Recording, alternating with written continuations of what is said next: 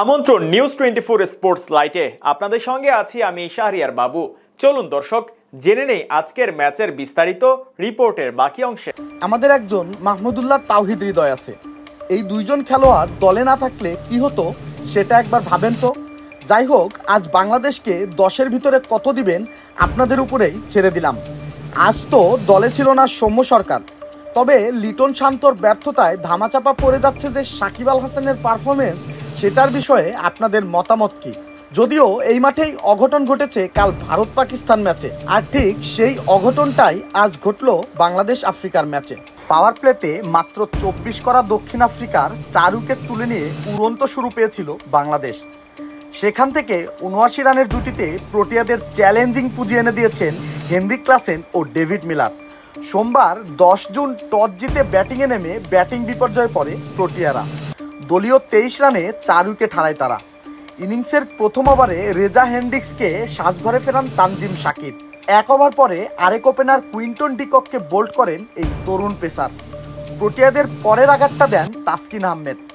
8 বলে 4 রান করা মার্করামের স্ট্যাম্প উপড়ে ফেলেন এই টাইগার পেসার। নিজের তৃতীয় ওভারে ক্রিস্টান স্টাফকে আউটকে প্রোটিয়াদের ব্যাটিং বিপর্যয়ে ফেলেন তানজিম সাকিব। 23 রানে 4 উইকেট হারায় তারা। এরপর দলের হাল ধরেন ডেভিড মিলার এবং হেনরিক ক্লাসেন। দুজনের ব্যাটে ভর করে শুরুতে ধাক্কা সামলে ওঠে দক্ষিণ আফ্রিকা। পিচে থিতু হয়েই ছড়ি ঘোরাতে থাকেন ক্লাসেন। 18তম ওভারে এই ডানহাতি ব্যাটারকে বোল্ড করে বাংলাদেশকে খেলায় ফেরান তাসকিন। 44 বলে 46 রান করেন ক্লাসেন। পরের ওভারে মিলারকে ফেরান লেগ স্পিনার রিশাদ হোসেন। 38 বলে 28 রান করে এই বাঁহাতি ব্যাটার। 20তম ওভারে মাত্র 4 রান দেন মুস্তাফিজুর রহমান। এতে 6 উইকেট হারিয়ে 113 রান তুলতে পারে দক্ষিণ আফ্রিকা। বাংলাদেশের হয়ে সর্বোচ্চ 3 উইকেট শিকার করেন তানজিম হাসান সাকিব। তাসকিন আহমেদ 2টি এবং রিশাদ হোসেন 1টি করে উইকেট নেন। 114 রানের লক্ষ্যে ব্যাট করতে নেমে আজ শুরুতেই চমক দেখায় বাংলাদেশ। আজ ওপেনিংয়ে আসে বড় পরিবর্তন। সৌম্যর জায়গাতে ওপেন করে অধিনায়ক নাজমুল হোসেন শান্ত ও তানজিদ হাসান তামিম। তবে আজ শুরুটা ভালো করলেও তামিম ছিল ব্যর্থ। এরপরে ক্রিজে আসে লিটন কুমার দাস।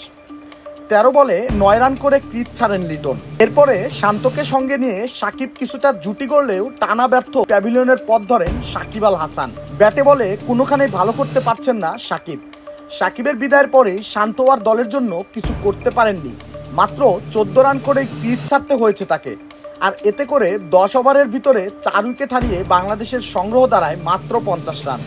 তবে বাংলাদেশের আস্থার জায়গায় তখন ছিল তাওহিদ হৃদয় ও মাহমুদুল্লাহ রিয়াদ। এই দুইজনের উপরেই পুরো 20 কোটি মানুষ ছিল তাকিয়ে। তাওহিদের সঙ্গে জুটি করে দলকে এগিয়ে নিয়ে যেতে থাকে মাহমুদুল্লাহ রিয়াদ। তবে এরপরেই আম্পায়ারের ভুল সিদ্ধান্তে কাটে পড়ে তাওহিদ হৃদয়ের ইনিংস। 37 রান করে সাজঘরে ফিরলে দলের জয়ের পথ হয় কঠিন।